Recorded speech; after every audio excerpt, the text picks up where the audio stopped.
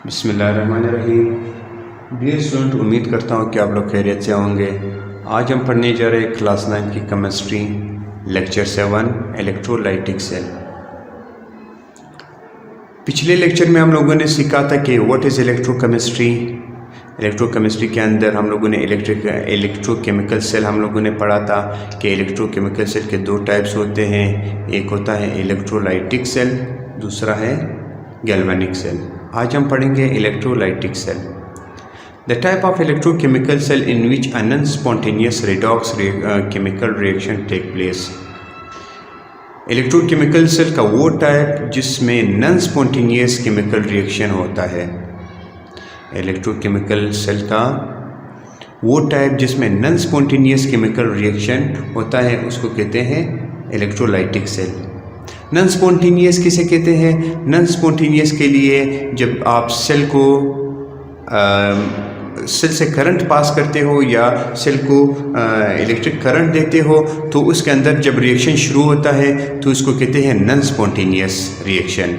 Spontaneous reaction उसको कहते हैं जब बैटरी के अंदर खुद ब खुद केमिकल रिएक्शन हो रहा हो और वो इलेक्ट्रिसिटी को जनरेट कर रहा हो, उसको कहते हैं स्पॉन्टेनियस रिएक्शन। और नॉन स्पॉन्टेनियस रिएक्शन के लिए हमें इलेक्ट्रिसिटी देना होता है। हम जब इसे करंट पास करेंगे सॉल्यूशन से तो इसको कहते हैं electrolytic cell. The type of electrochemical cell in which a non-spontaneous redox chemical reaction take place when an electric current is passed through the solution is called electrolytic cell.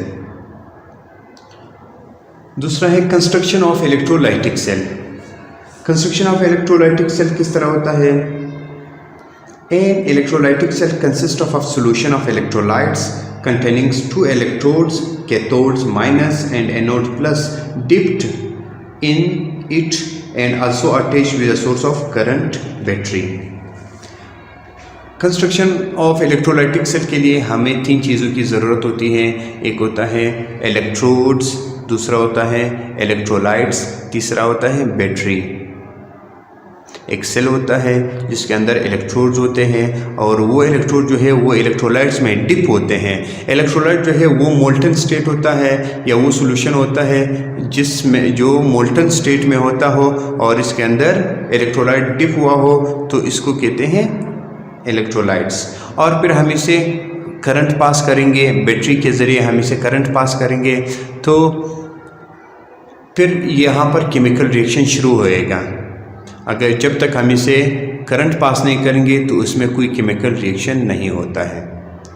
Okay, तो battery के जो positive side के साथ लगा हुआ होता है उसको कहते हैं एनोड और पॉजिटिव की बैटरी की जो नेगेटिव साइड के साथ लगा हुआ होता है उसको कहते हैं कैथोड। बैटरी की जो पॉजिटिव साइड के साथ लगा हुआ होता है, पॉजिटिव टर्मिनल के साथ लगा हुआ होता है उसको कहते हैं एनोड और जो बैटरी के नेगेटिव टर्मिनल के साथ अटैच होता है वायर के ज़रिए उसको कहते हैं कैथोड। इसके बाद है इलेक्ट्रोलाइसिस। इसी इलेक्ट्रोकेमिकल इलेक्ट्रोलाइटिक सेल में इलेक्ट्रोलाइसिस होता है। बिजली के ज़रिए जो है वो दो चीज़ें अलग हो रहे होते हैं और उसके ऊपर पॉजिटिव और नेगेटिव आयंस आ रहे होते हैं तो इसको कहते हैं इलेक्ट्रोलाइसिस। इलेक्ट्रो का मतलब है इलेक्ट्रिसिटी और बिजली, लाइसिस का मतलब है ब्रेकडाउन।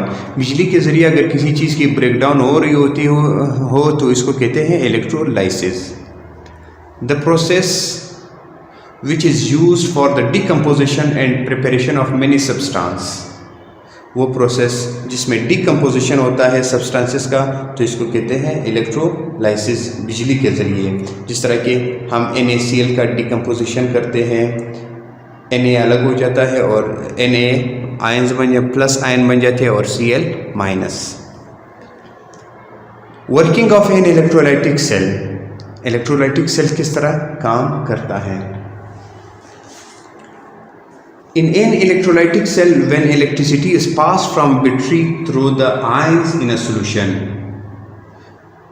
इलेक्ट्रोलाइटिक सेल में जब इलेक्ट्रिक पास किया जाता है आयन से सॉल्यूशन में, the positive ions cation moves towards negative cathode. तो हमारे पास जो पॉजिटिव आयंस होते हैं, पॉजिटिव आयंस को कहते हैं कैट आयंस, ये मूव करेगा कैथोड की तरफ where they take electrons and become reduced to form a neutral atoms. वहाँ पर ये अपने अंदर इलेक्ट्रॉन्स को ले लेगा और न्यूट्रल एटम बन जाएगा. The negative ions moves toward positive charged anode where it lost it gives electron. यहाँ पर नेगेटिव आयंस जो है, यहाँ पर इस इलेक्ट्रोलाइट्स में जो पॉजिटिव और नेगेटिव आयंस होते हैं, ये नेगेटिव आयंस जो है वो एनोड की तरफ जा कर के अपने 2 इलेक्ट्रॉन्स को खारिज कर देगा, लूज कर देगा. तो ये भी क्या हो जाएगा, ऑक्सीडाइज हो जाएगा और अपने 2 जो इलेक्ट्रॉन है वो खारिज कर देगा और न्यूट्रल बन जाएगा. When electricity pass through the fused sodium chloride, the following reaction take place. जब सोडियम क्लोराइड से करंट पास किया जाएगा तो Na+ पॉजिटिव चार्ज और Cl पॉजिटिव चार्ज ये बन जाएगा पहले. फिर इसके बाद क्लोरीन जो है अपने 2 इलेक्ट्रॉन को खारिज कर देगा, ऑक्सीडाइज कर देगा. ऑक्सीडेशन एड एनोड हो जाएगा. जब क्लोरीन अपने 2 इलेक्ट्रॉन को खारिज कर देगा तो ये एक न्यूट्रल क्लोरीन बन जाएगा, Cl2 बन जाएगा. इसी तरह जब एनोड कैथोड पर जब सोडियम क्लोराइड कैथोड पर जा करके वहाँ पर अपने 2 इलेक्ट्रॉन को ले लेगा तो यहाँ पर रिडक्शन एट कैथोड हो जाएगा, रिडक्शन एट कैथोड हो जाएगा. यहाँ पर इसको कहते हैं कि redox reaction in electrolytic cell. इसको कहते हैं redox reduction in electrolytic cell. यहाँ पर इसके यूजेस कौन से हैं, हम इसको क्यों करते हैं. यहाँ पर कैथोड बनाना, एनोड बनाना या इलेक्ट्रोलाइट्स बनाना, NaCl का इलेक्ट्रोलाइटिक सेल बनाना, इसकी ज़रूरत क्या है. Uses or application of electrolytic cell. इसको सबसे पहला यूज़ जो है इन रिफाइनिंग और प्योरीफाइंग. जब हम मेटल्स को प्योरीफाई कर रहे हैं या साफ़ कर रहे हैं, रिफाइनिंग कर रहे हैं चीज़ों के, मेटल्स के, तो इसको कहते हैं, इसको इलेक्ट्रोलाइटिक सेल के ज़रिए हम कर सकते हैं और करते हैं. दूसरा इसका यूज़ जो है वो इलेक्ट्रोप्लेटिंग है. जब हम 2 चीज़ों को एक चीज़ का खोल दूसरे पर चढ़ा रहे हैं मजबूती के लिए या डेकोरेशन के लिए इलेक्ट्रोप्लेटिंग करते हैं, तो इसके लिए भी इलेक्ट्रोलाइटिक सेल की ज़रूरत होती है. उम्मीद करता हूँ कि आप लोगों को इलेक्ट्रोलाइटिक सेल समझ आया होगा.